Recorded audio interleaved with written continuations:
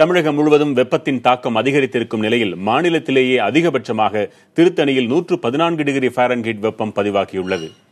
இதனால் அப்பகுதி மக்கள் கடும் அவதிக்குள்ளாகி வருகிறார்கள்.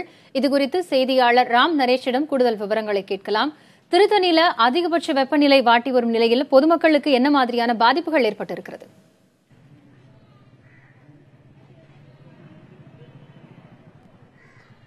கண்டிப்பாக காயத்ரி, தற்போது பாத்தீங்கன்னா திருத்தணி பகுதியில் அதாவது தமிழகத்திலே மிக அதிகபட்ச வெப்பநிலையான 117 டிகிரி இன்று பதிவாகியுள்ளது.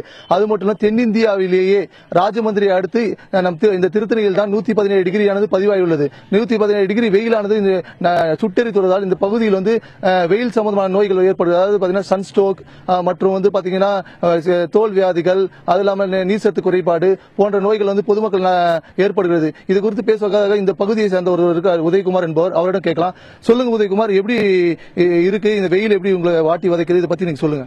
காலையில இருந்து 8 மணி வரையும் நல்லா இருக்குங்க. 8 மணி மேல வெளியிலயும் போக முடியல. அதோட மாலை 6 மணி முதல் தான் வெளியில செல்ல முடியுது. வேலைக்கு போறவங்க ரொம்ப சிரமமா இருக்குது. நான் மார்க்கெட்டிங் ஃபீல்டு இருக்கிறதுனால காலையில 8 மணிக்குள்ளே வேலையை முடிச்சுட்டு உள்ள வந்ததான் உண்டு. அதுக்கு மேல 10 மணி ஆயிடுச்சுன்னா மயக்கம் வருது. இப்ப ஹாஸ்பிட்டலுக்கு வந்திருக்கேன். 2-3 குளுக்கோஸ் ஏத்தனேன். அப்பவும் மயக்கமா இருக்கு. இங்க போதிய குடிநீரும் தண்ணியும் இல்ல. இந்த ஹாஸ்பிட்டல்ல பாத்ரூம்லயும் தண்ணி கிடையாது. ரொம்ப சிரமமா இருக்கு. இந்த வெயில்னால ரொம்ப மழக்க சோர்வு அதிகமா வெளியிலயும் போக முடியல. வெளியில போயிட்டு எதுவும் வாங்கிட்டு எந்த ஒரு பொருளையும் வாங்கவோ செய்யவோ முடியல.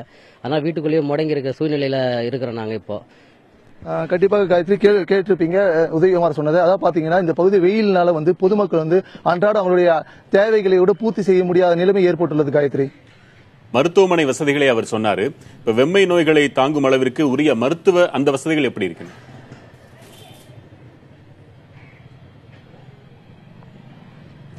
கண்டிப்பாக வெங்கட், அதாவது பாத்தீங்கன்னா மருத்துவமனை சார்பில் நமக்கு தெரிவிப்பது என்னவென்றால், போதிய அளவு மருந்துகள் கையிருப்பில் வைத்துள்ளதாகவும், அதாவது நோய் தொற்று ஏற்பட்டால் உடனடியாக நடவடிக்கை மேற்கொள்ளப்படும் என்றும் திருத்தணி அரசு மருத்துவமனையுடைய தலைமை மருத்துவர் நமக்கு தகவல் தெரிவித்துள்ளார்.